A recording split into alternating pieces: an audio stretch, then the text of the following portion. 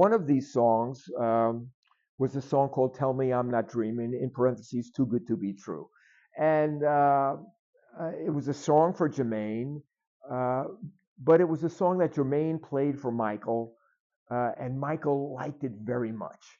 He loved the song, and he was like, I would like to sing on this song, and we were all very excited because this was at the height of Michael's career. He was the biggest star in the world, and here was, he was going to sing on this song of ours, and so it was a very nice thing, and Michael went in and sang on the song, and then of course it got complicated because Michael's record company wasn't happy that he sang. It was too different on Jermaine's record, and it was, so as the song was zooming up the charts, it got cut off. The legs got cut out by Michael's company saying no, and but it's a very good song. It's a very cool track. I worked with Jermaine mostly, and it was kind of like the mid '80s, from like '83 to '86.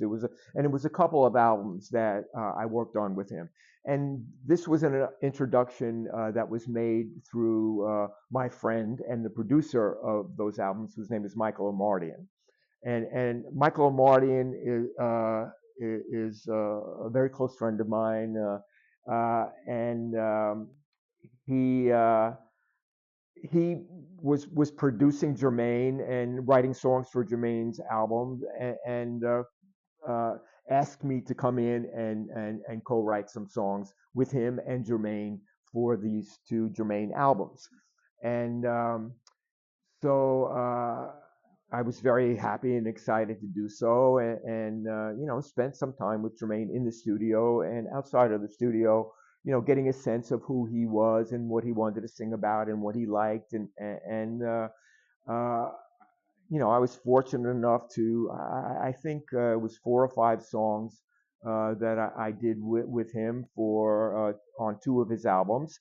Michael Omardian is an amazing musician, great producer. If you know Steely Dan and you know Ricky Don't Lose That Number, and you hear the piano solo, that's Michael Omardian. If you hear Sailing by Christopher Cross and Ride Like the Wind, that's Michael Omardian. That string arrangement on Sailing, beautiful. I mean, he's a tremendous musician and a great guy, and has always been a great brother to me, to include me on projects that he works on. He produced Donna, She Works Hard for the Money album, and we co-wrote 4 songs on that album together as well. So, and then we did another Jermaine song, which was for a movie called, it was a movie starring John Travolta and Jamie Lee Curtis. And the movie was called Perfect. And this was at the height of Jamie Lee Curtis and who she was as a sensual young girl in the moment, and John Travolta at the height of his career, and we were another instance of like, oh, this is going to be great. So we write, Jermaine, Michael, and I write this song called "The Closest Thing to Perfect" for the movie. It's the title track in the movie. All this hoopla, the movie comes out, and it's the biggest bomb of all time. It's like, so you never know, but all that to say. Is that my experience with Jermaine was very good. My experience with Michael was brief, but he was very kind, and I got to see the Michael that we all see. He was very shy. Um, Donna and I, when we were recording an album in 1987, something like that, the summer of 1987, maybe it was. I'm guessing something like that. We spent the summer living in London, and we got a house in St. John's Wood, and uh, working on what came to be known Donna's album, Another Place of Time. The biggest hit off of that record was a song called This Time I Know It's For Real. But at that time, Michael was at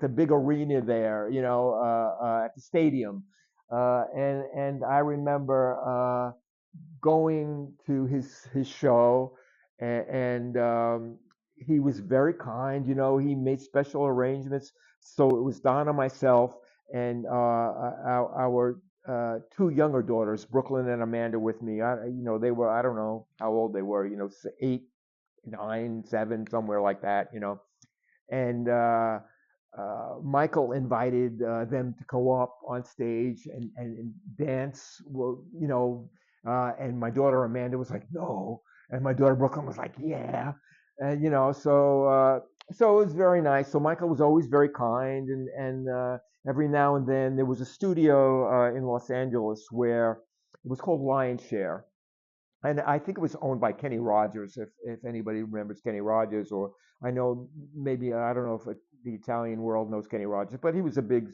star, and he had these studio called Lion Share, and there was I think 4 rooms, and it was a very exciting time to be in LA in those mid '80s because there was just a lot of action going on, and so David Foster would be in one studio, Michael and Martin would be in one, Quincy would be in another, and everybody was just like dropping in everybody's rooms.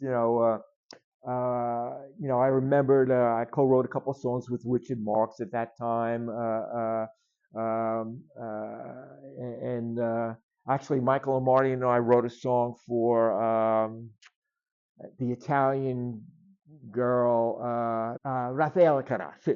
So we wrote a song called "Loving You," and she did it on her TV show. I remember, and so it was just an exciting time. But at Lion's Share, I remember running into Michael a couple of times. I would see him in the little kitchen, and he would be having a tea or something, and we had just very brief conversations, and but always very kind and always very nice. And the Jackson family, I think when you overview the family as a whole, you have to, give them respect because they were a family who came up at a very young age and came up, and had long careers. And if you overview it and you look at them all, you have to say that you have to show them some respect and regard as people and as family and as talents.